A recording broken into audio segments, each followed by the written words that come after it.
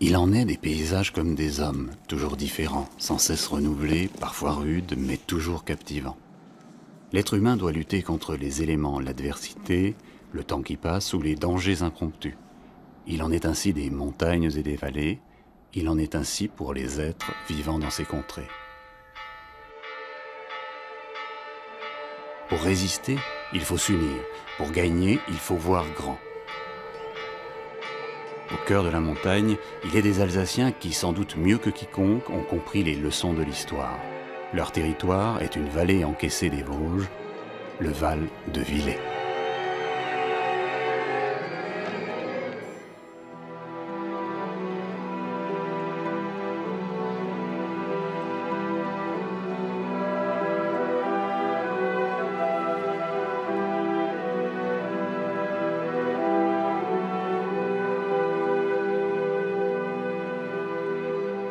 Il y a 11 ans, des hommes et des femmes se réunissaient autour d'une table du Brandkessel, le petit alambic de Neuve-Église, cabaret en dialecte alsacien qui, depuis longtemps déjà, avait ses lettres de noblesse dans toute la région. Mais ce soir-là, leurs esprits étaient ailleurs et se rejoignaient autour d'une grande idée dont l'ambition n'avait d'égal que la volonté et la détermination qu'ils affichaient déjà. Cette notion de cabaret a entraîné une synergie en disant qu'est-ce qu'on va faire. René Hague, conseiller général. Nous sommes allés visiter le Puy du Fou avec l'Office du tourisme, un certain nombre de personnes pour voir ce que ça donnait. Et après, nous avons commencé à nous dire, bon, après tout, en hiver, il y a un spectacle ici.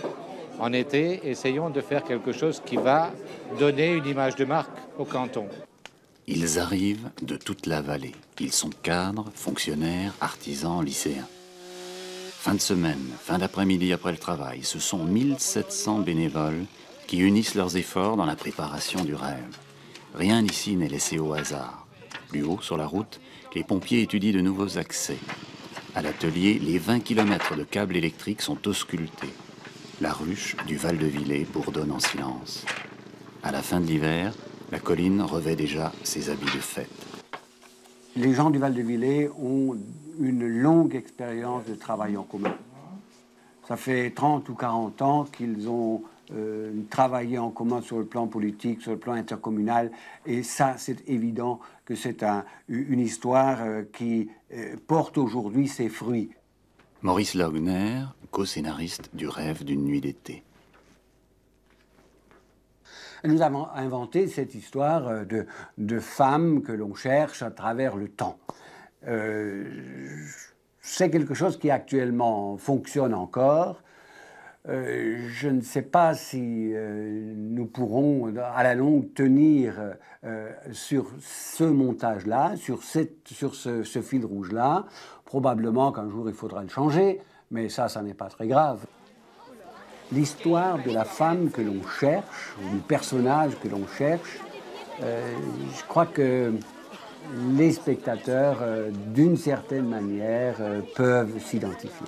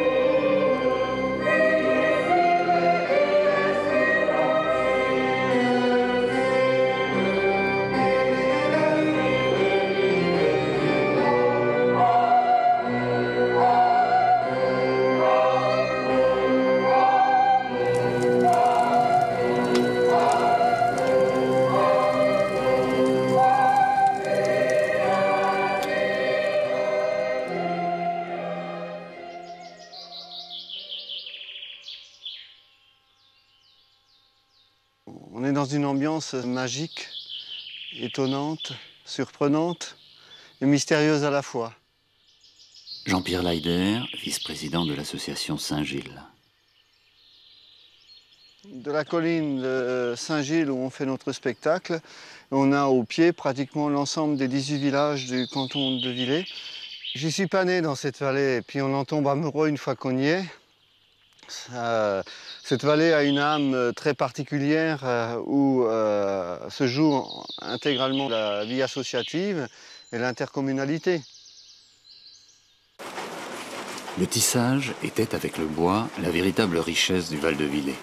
Mais la Grande Guerre enverra les hommes loin de leur foyer et de leurs usines, et la crise économique sonnera le glas de toute une industrie. Le pivot ici de cette industrie, c'était le tissage.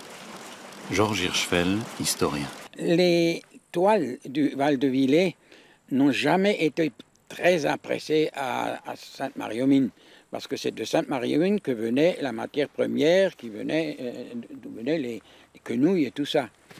Et ce n'était pas toujours très apprécié parce que les doigts de l'habitant du Val-de-Villers étaient beaucoup plus rugueux que les doigts des gens de Sainte-Marie-aux-Mines qui ne faisaient que ça.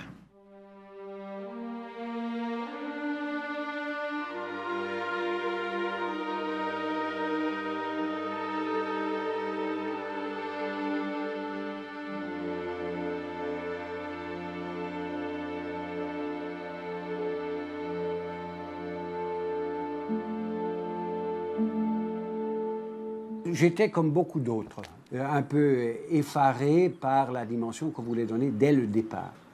Maurice Logner. Parce qu'investir une colline en plein été, en mobilisant des centaines de bénévoles, il fallait vraiment y croire, parce que c'était au départ un pari fou.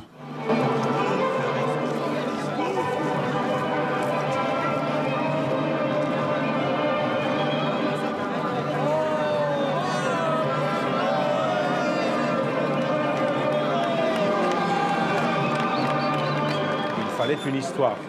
Et pourquoi ne pas trouver un conteur pour raconter l'histoire à travers les paroles et le personnage d'un petit nain?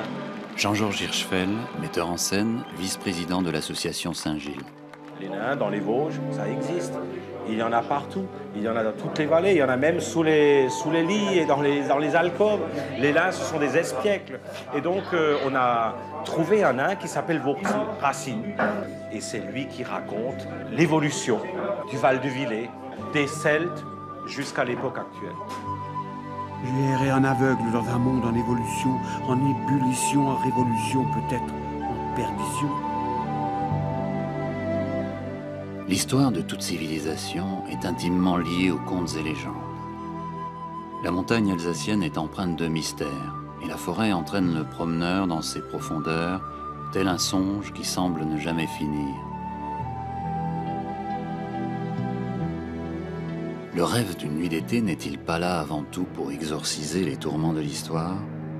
Et les nains ne sont-ils pas tout simplement la représentation du désir de l'homme d'oublier son ineffable orgueil?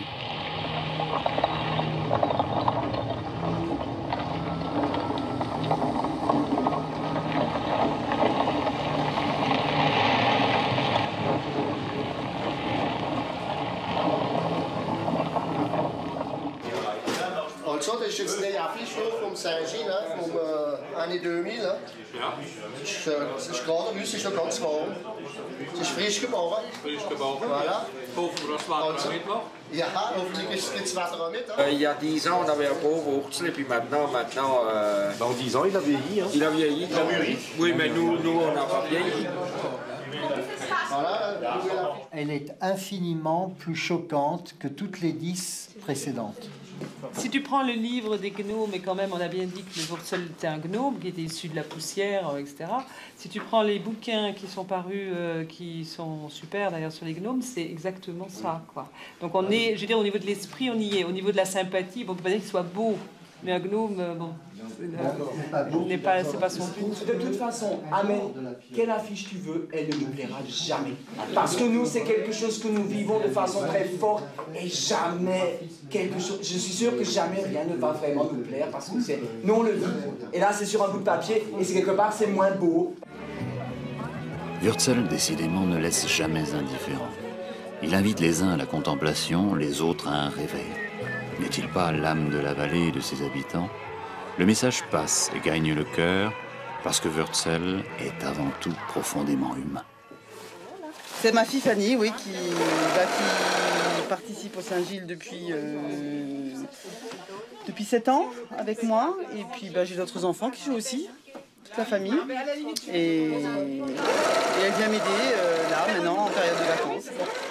Patou, costumière. Moi je suis employée, oui, j'ai fait 4-5 ans de bénévolat, des costumes bénévolement, et puis un jour il y avait trop de travail, on ne pouvait plus gérer ça qu'avec des bénévoles, donc on a créé un poste, et puis c'est moi qui l'ai. Quand le Saint-Gilles va être terminé, donc il va falloir tout relaver, parce que tous les costumes, il y a quand même entre 6 000 et 7 000 pièces, il faut tout laver. Donc on va laver les costumes, les repasser, les raccommoder quand il faut, les réassembler, parce qu'il y a les costumes du Moyen-Âge, il y a tout ça, il faut tout reclasser par portique. Je te montre les portiques, tu regardes déjà. D'accord, oui. Bonsoir. Si tu mets l'étiquette pour le Moyen-Âge, pour le 18e, donc tu enlèveras le surépaule. Non. Tu enlèveras le surépaule, tu mettras la ceinture qui est là, en dessous. Voilà. Tu peux mettre celle-ci. Voilà. Et puis tu peux mettre ça. T'enlèveras donc le surépaule qui est typiquement Moyen-Âge avec le bonnet et tu mettras le petit foulard. Tu te souviens de ça? C'est comme l'année dernière. Tu te souviens de ça? Donc tu l'avais pas, mais les petits foulards on les met plutôt au 18e et les bonnets avec les pointes tu les mets plutôt au Moyen-Âge. Tu te souviendras de ça? Et puis il y a repréparer le nouveau spectacle, donc repréparer les nouveaux costumes comme ceux de la Décapole cette année. Et puis tout refaire les essayages. C'est quand même 500 personnes qui doivent essayer tous les ans. Je vais avoir 700-800 pièces qui vont en pressing que je ne peux pas laver, tout le reste c'est lavé repassé. Donc j'en ai jusqu'en février à peu près de lavage-repassage. Et puis l'année est finie, puis on recommence. Voilà. On prend le temps, on passe beaucoup de temps, donc on arrive quand même à un résultat qui me semble très correct. Chantal Boisson, responsable des costumes, vice-présidente de l'association Saint-Gilles. Et c'est vrai que quand on regarde les autres, on voit tout ce qui ne va pas. Quand on regarde un film, on voit les costumes qu'ils font. Quand on est à un spectacle, quel qu'il soit, on n'est plus vraiment dans le spectacle parce qu'on regarde tous les détails, quoi. C'est vrai que là, on est un petit peu professionnel à ce niveau-là, oui. Vous êtes pourvus, donc vous rebasculez maintenant sur vos vestiaires. Je ne sais plus, moi, lesquels que Nous vous remercions. C'est Mélo, ça? C'est bon? Ça, on prend un principe de turquie. Et vous, de toute façon, à la fin, on se reverra s'il y a des problèmes. De toute façon, vous avez votre nom dedans. Ça, c'est Mulhouse, c'est bon. Lui, c'est bon donc, on d'office, je suis continue sûre. avec la peste. Donc, vous basculez tous ceux qui n'ont rien à voir. Tu me prends encore un oignon? Allez, bien, on y va. Bon, j'ai remis le plat. Ouais, c'est bien. Il y avait plus de mortier, là. C'est une aventure, c'est pouvoir dire aux copains, moi je suis dans le spectacle, c'est important. En plus, c'est des gosses, ils aiment se déguiser. Quand ils ont l'occasion, après le spectacle, de venir avec moi au local, c'est le pied parce qu'ils peuvent déguiser, ils peuvent tout mettre puisque tout est sale, donc ils ont le droit. Quand tout est propre, ils ont plus le droit de toucher. Et puis, c'est aussi rencontrer plein de gens, parce qu'on se fait plein de copains en Saint-Gilles. Pendant les 15 jours de Saint-Gilles, la maison ne sera pas tenue correctement. On va des fois manger une omelette parce qu'on n'aura pas le temps de faire autre chose. Mais je crois que personne ne se plaint. Le Saint-Gilles, c'est une aventure pour tout le monde, pour les enfants, pour toute la famille. Et pour rien au monde, il vous prête ça.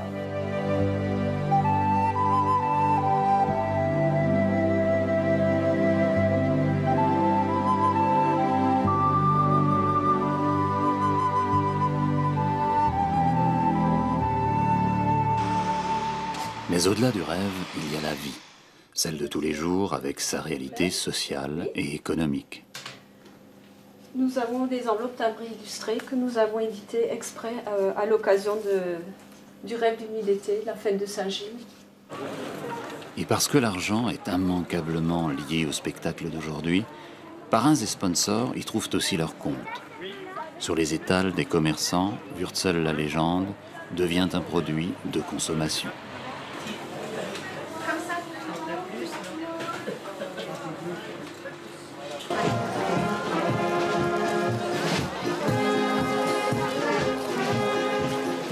La saucisse du Wurzel. Allez, la vraie, l'unique. Si vous l'avez pas goûté, c'est le moment ou jamais. Pour le commerce local et le monde associatif, le rêve d'une nuit d'été débute bien avant l'heure du spectacle et s'achève souvent tôt au petit matin. Passage obligé pour les spectateurs, le sentier est également le lieu de rencontre de tous les participants du rêve, véritable chemin initiatique qui mène au Saint-Gilles. Je viens de Bisonne, la région de la Tour du Pin, et je viens depuis 11 ans, depuis que ça a commencé. Mais j'ai toujours aimé ce spectacle. C'était un copain justement qui m'avait invité à aller voir le spectacle. Il m'a dit au départ, toi qui aimes bien le spectacle, pourquoi tu ne viendrais pas voir le spectacle? Et j'ai de la faire. J'ai commencé à faire spectateur, puis après j'ai été figurant. J'ai été entraîné par les copains.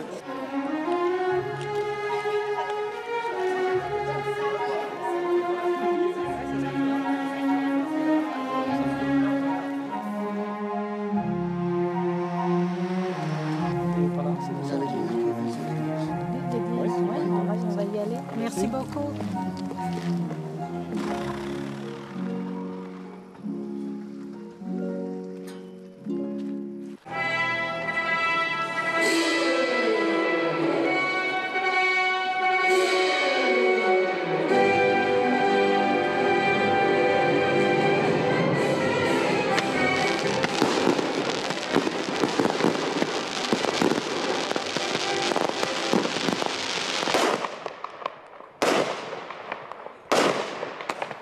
Il incarne la force, la beauté, l'harmonie. Le cheval est présent dans toutes les grandes épopées de l'histoire des hommes. Il se devait d'être présent au Saint-Gilles et, comme tous les acteurs du rêve, d'assister aux répétitions.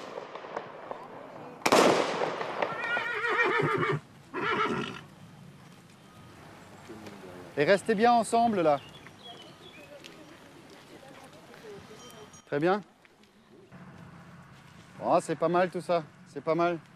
Et toi aussi, il faut que tu penses à tes mains là, s'il te plaît là. On s'improvise pas dresseur de chevaux à un spectacle comme le spectacle du Saint-Gilles. C'est un moment déjà qu'il faut découvrir, c'est déjà un moment où il faut apprendre. Non seulement j'avais pas de notion de dressage au moment du spectacle propre, mais donc il a fallu que je découvre. Denis Choura, éleveur de chevaux. Et cette découverte, je l'ai fait la première année avec un premier cheval qui m'a donné des satisfactions et qui m'a également donné des gros problèmes, vous en doutez bien. Et puis donc, à fur et à mesure, j'ai intégré dans le groupe plusieurs personnes et le groupe actuel est formé et ce groupe il tourne. On est parti? Attention, on est parti. Et vous pouvez crier comme tu es droit.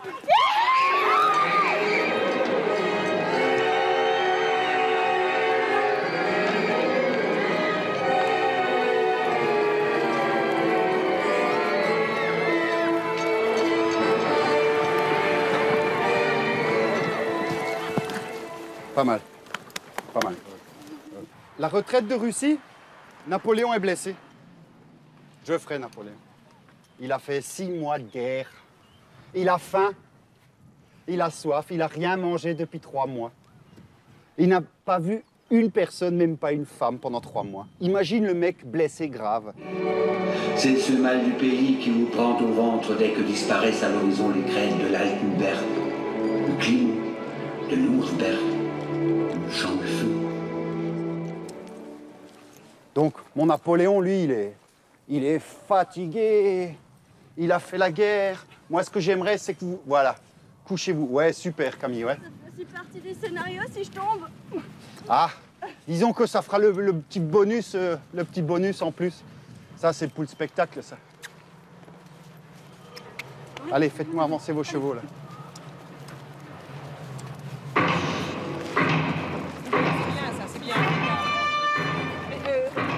22 heures.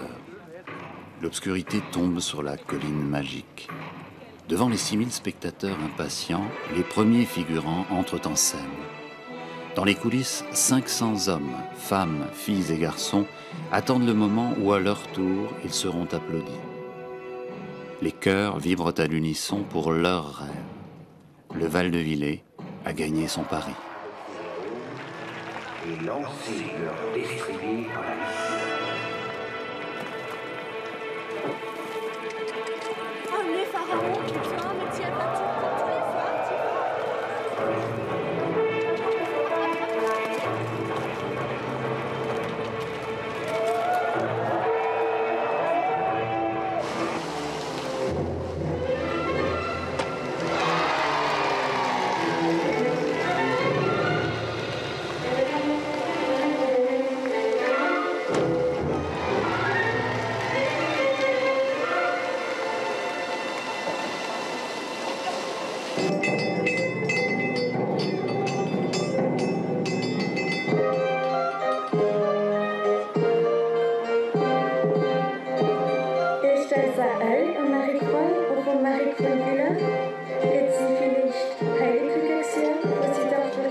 Ce que je trouve très beau, c'est qu'on ait conservé le bilinguisme dans cette affaire-là et l'authenticité. C'est-à-dire qu'on ait pris le parti de ne pas choisir des acteurs professionnels. Robert Werner, parrain du spectacle. C'est très beau l'alsacien, c'est un tellement joli dialecte. Il est harmonieux, il est mélodieux, c'est un dialecte qui chante. On peut très bien ne pas dire l'alsacien en disant « Salut, kuch, tiketz, trkalish, kompol » et parler gentiment. Si moi je vous disais des mots en dialecte sympa, « Merkeyetz, tmeteres, esichet spot »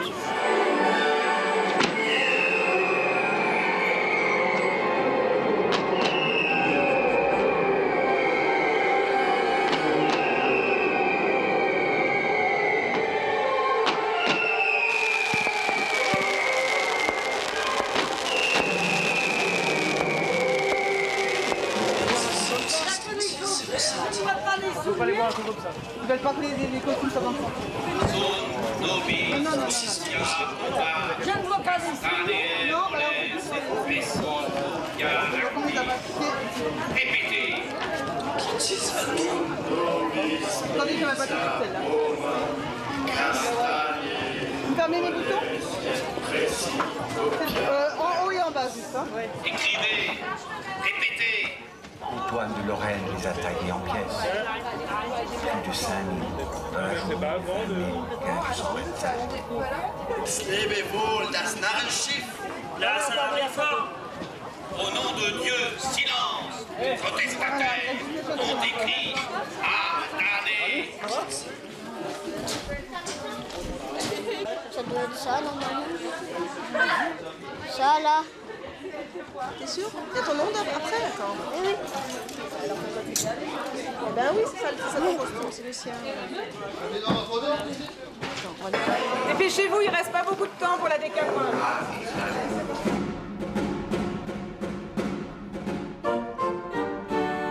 Nous aussi, dans le monde rural, nous avons une culture.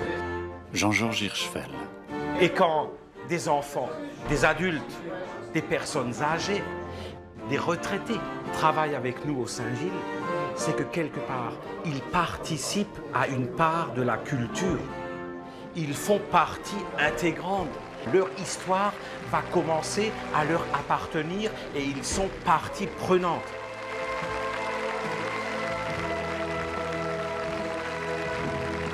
Mon souhait le plus fort est que tous ces gens qui participent au Saint-Gilles aient l'impression d'avoir vécu un moment important dans leur vie.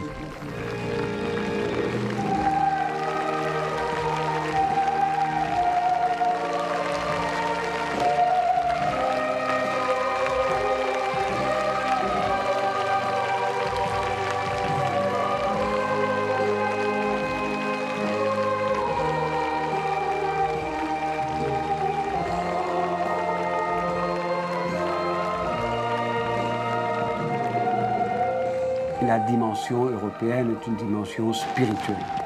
Et c'est cela qui devrait un petit peu transpirer à travers les textes, les histoires que nous racontons. Nous avons l'ambition de donner aussi un petit message que les gens mettent dans leur poche intérieure.